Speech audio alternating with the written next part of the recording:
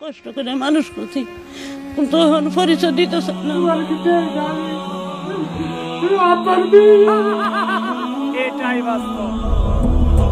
সামাজিক মাধ্যমে হাস্যরসাত্মক কন্টেন্ট দিয়ে যাত্রা শুরু করলেও হঠাৎ টেলিভিশনের প্রতিবেদনে উঠে আসে তার বিরুদ্ধে গুরুতর সব অভিযোগ।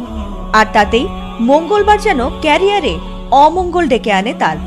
এবার সেই অভিযোগে পানি ঢেলে দিয়ে মাকে জুড়ুকড়ে কেঁদে উঠলেন রিপন মিয়া।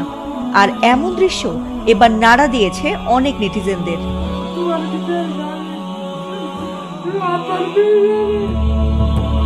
কন্টেন্ট ক্রিয়েটর রিপন মিয়া, যার আঞ্চলিক ঢঙের ভিডিও একদিন ভাইরাল করেছিল তাকে, এবার সেই মানুষটি হঠাৎ আলোচনার কেন্দ্রবিন্দুতে আসেন তার বাবা মায়ের গুরুতর অভিযোগে। সবকিছুর শুরু এক টেলিভিশনের প্রতিবেদন থেকে, যেখানে রিপনের মা অভিযোগ করে বলেছিলেন, আমরা গরিব, তাই ছেলে এখন আমাদের পরিচয় দিতে চায়। মানুষ করছি, কিন্তু এখন পরিচয় দিতেছে না। আমরা গরিব, পরিচয় দিলে যদি মান সম্মান না থাকে। বিয়ে আমরা করাইছি, বাচ্চা এক ছেলে এক মেয়ে। আমরা আল্লাহ যে বাইরে রাখছি এই বিষয়, তখন তার কাছে গিয়ে খুঁজে আনানোর দরকার কি? সে যখন বড় হয়েছে আর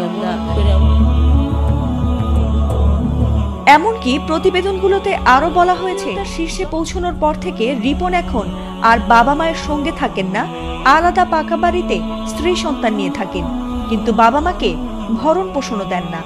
আর মঙ্গলবার দুপুরের সেই ভিডিওতে মুহূর্তেই তোলপাড় হয়ে যায় পুরো সামাজিক যোগাযোগ মাধ্যম।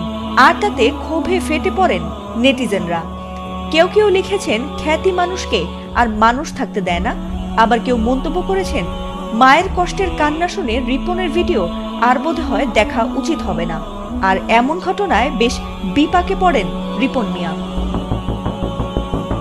কিন্তু রাত গড়াতেই পরিস্থিতি ঘুরে গেল একেবারে উল্টো দিকে।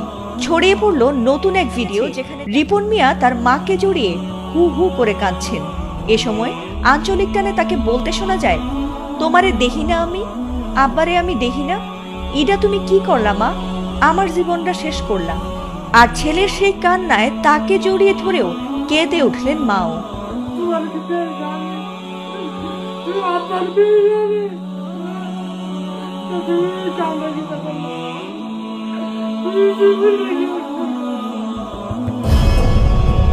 আর সেই ভিডিওটি প্রকাশের পর থেকেই পরিস্থিতি যেন পাল্টাতে শুরু করে।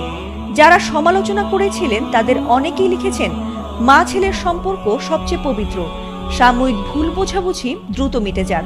রিপনও জানিয়েছেন, আমি আমার পরিবারকে সবসময় দেখে এসেছি, ভবিষ্যতেও দেখব।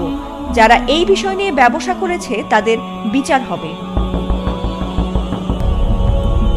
এর আগে সোমবার দুপুরে নিজের ফেসবুক পেজে দেওয়া এক পোস্টে রিপন মিয়া দাবি করেন, কয়েকজন টিভি সাংবাদিক কোনো অনুমতি ছাড়াই আমার বাড়িতে ঢুকে পড়ে, ঘরে নারী সদস্য থাকার পরও ভিডিও করে, আমার পরিবারকে তারা হেনস্থা করেছে।